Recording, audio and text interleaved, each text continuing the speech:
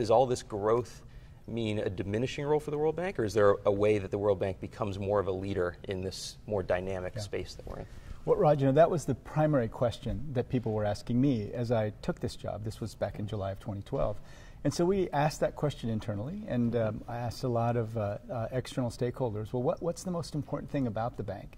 And what we heard over and over and over again was it's not the lending and it's not the knowledge. It's the knowledge brought together with the lending, but it's a very specific kind of knowledge. So I still hold out hope that it's the World Bank and then all the other groups that we work with, the UN, the other multilateral development banks, even bilaterals, we together can build this field that we've called the science of delivery. How do you actually make things work on the ground? And it's different from from controlled clinical trials. It's different from an analytic data.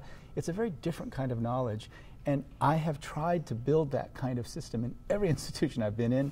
I have not yet seen one that's more capable of doing it than the World Bank. Because the World Bank, unlike a university, you actually have money too. And you've got technical experts who deal with implementation, not just sort of the theory of development, but how it works on the ground. Exactly. So I think to be concrete about it, the vision you're painting is one where a country trying to solve a problem might go to a range of actors for money that could include some of these new development banks that are coming up and the World Bank, but the World Bank would play this leadership role in helping to advise governments and develop plans for how to use all that blended finance that's out there today. Right, and because the need is so huge, even though we are going to continue lending, we're never going to be able to meet the demand. So we'll never get out of the lending business. In fact, I hope that our lending business increases pretty dramatically over the next few years. That's part of the influence you bring. I had the chance to interview the Director General of UNIDO, who was the Vice Minister of Finance in China and helped to set up the AIIB.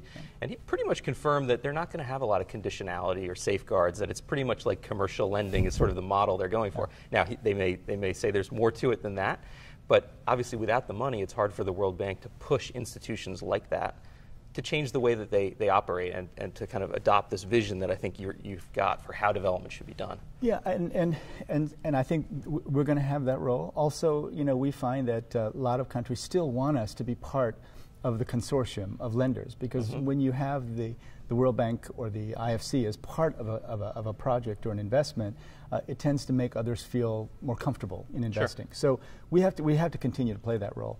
But I think that in terms of the AIIB, to me the greatest part of that is that this is China embracing multilateralism, right? Because there's 57 members now. Who would have thought the UK is a member of this, right? The UK is a member, and they're going to bring with them all their concerns about safeguards. They're going to bring with them all the great NGOs and CSOs who continue to hold their feet to the fire. That's going to now be part of the discussion within AIIB. Right. And I've said to all of the leadership in China, and I'll say it to Minister of Finance Lou Jiwei, who we're meeting at this meeting, that we're willing to do anything we can to help them, because multilateralism is always complex, and among the multilateral things that we do that are complex, development is the most complex.